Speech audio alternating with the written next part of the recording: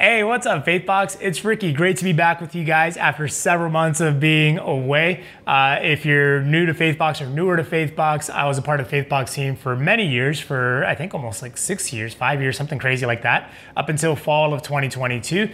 So great to be back with you guys today as I do day 28, and I'm excited to jump into the devotional and get started with you guys. So let's go ahead and do that. Today we have a scripture from 2 Corinthians chapter 4, verse 18, and it says this: "So we don't look at the troubles we can see now, rather we fix our gaze on things that cannot be seen. For the things we see now will soon be gone, but the things we cannot see will last forever." And devotional says this: "Fear is often the materialization of what we can see in the moment, even if that materialization is exaggerated. This is why it has such a powerful effect on us, because fear is so strongly tied to what could happen."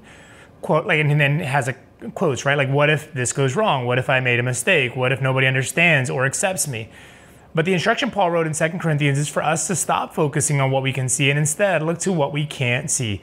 This may seem like odd advice, but the message is clear. God is at work in ways we cannot see yet, and he will bring those things to fruition in his time. What we fear today will soon give way to what we hope for tomorrow.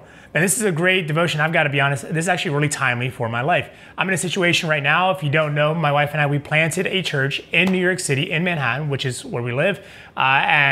We've been leading this church for over 6 years now. And we're transitioning to a new stretch and a new season for our ministry, for our family's lives. And it'd be really easy for us to say, well, okay, we don't have this figured out yet. We don't have this resource available. The finances don't match up in this area. And to really start kind of getting panicked or fearful about, like, well, how is it going to work? What are we going to do? Where is it going to come from? What steps should we take? Because of what we cannot see. We cannot see, or because of what we do see, I should say, because we like see that there's like gaps or that things are lacking in the moment. But one of the things we know, one of the things we've sought to rehearse, we're far from perfect, but one of the things we've tried to do is really focus on what we cannot see. And those are usually the things that God is already doing in our midst, even though we're not aware of them. We've seen God come through for us. There's been times where we didn't see, or what we saw looked like terrifying and fearful, but then God came through with something we couldn't see. And so in the same way, it's like we can't see what God is doing, but we know he's doing something. We can't see where all of this is going to come through and how all of this is going to make sense and how all of this is going to match up.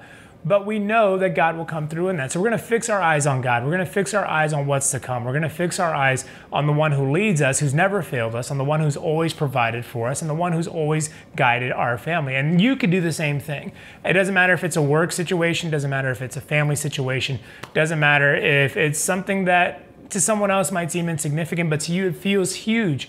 Fix your eyes on Jesus. Fix your eyes on the things that you cannot see just yet, knowing that God in his time will bring what you need, provide in the way that he needs to provide, and make way for what it seems like is impossible today. Hope you guys have a great day. Great being back with you guys, and I'm sure I'll see you around again soon.